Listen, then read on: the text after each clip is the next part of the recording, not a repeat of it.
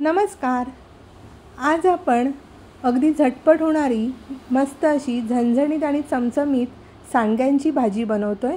अगदी बनवायलाही सहज आणि सोपी अशी रेसिपी आहे। चला तर मग पटकन सुरुवात करूया।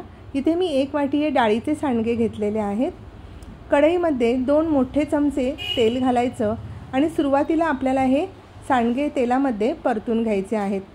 सगळे एकाच वेळेस घालायचे नाही। हे पहा, इथे मी थोडे अर्धे आधी घातलेले आहेत आणि छान असे 2 ते 3 मिनिटं मध्यम आचेवर आपल्याला हे तेलामध्ये परतून घ्यायचे आहेत। आता राहिलेले सुद्धा हे सांडगे मी तेलामध्ये परतून घेते। खूप जास्त लाल करायचे नाहीत, हलके असे आपल्याला हे खरपूस तेलामध्ये परतून घ्यायचे आहेत। आता भाजी करता आपण एक छोटंसं वाटण करूया। त्याकरता इथे मी 10-12 लसूण पाकळ्या, अर्धा इंच आलं, एक मोठा टोमॅटो घेतला होता, त्यातला अर्धा आपण वाटणामध्ये घालतोय। एक कांदा घातलेला आहे मध्यम आकाराचा आणि थोडंसं ओलं खोबरं, ह्याऐवजी तुम्ही सुकं खोबरं सुद्धा वापरू शकता। आता वाटण वाटून झाल्यानंतर त्याच कढईमध्ये इथे मी 1 चमचा तेल अजून घातलेला आहे आणि आता आपल्याला फोडणी करायची आहे। थोडंसं जिरं, थोडं हिंग आणि मध्यम आकाराचा कांदा बारीक चिरून घातलेला आहे।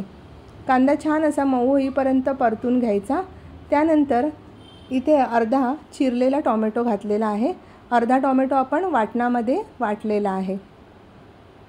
तर कांदा टोमॅटो छान असा तेलामध्ये परतून घ्यायचा आणि आता सुके मसाले घालायचे।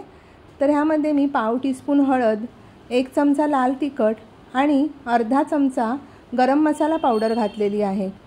मसाले छान असे तेलामध्ये परतून घ्यायचे आहेत आणि त्यानंतर इथे आपण जे वाटण तयार केलं होतं, कांदा, खोबरं, आलं, लसूण आणि टोमॅटो मिक्सरला वाटून घेतलं होतं, ते यामध्ये घालायचं आहे आणि 2 ते 3 मिनिटं छान असं परतून घ्यायचं आहे तेल सुटेपर्यंत।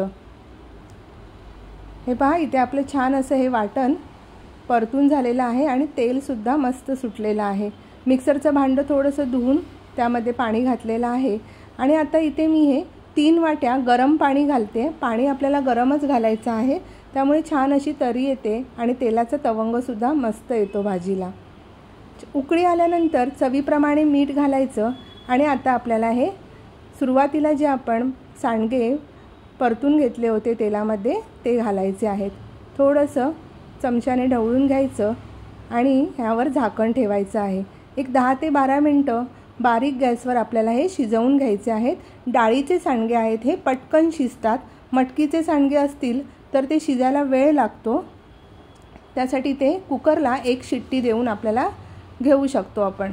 तर आता इथे पहा, हे छान असे सांडगे आपले शिजलेले आहेत आणि मस्त अशी आपली ही चमचमीत अशी भाजी तयार झालेली आहे। भाजी ही अगदी भाकरीबरोबर, चपातीबरोबर खूप मस्त लागते। तर नक्की अशा सोप्या प्रकारे तुम्ही करून पहा आणि रेसिपी आवडली असेल तर व्हिडिओला नक्की लाईक, शेअर आणि सबस्क्राईब करा। धन्यवाद।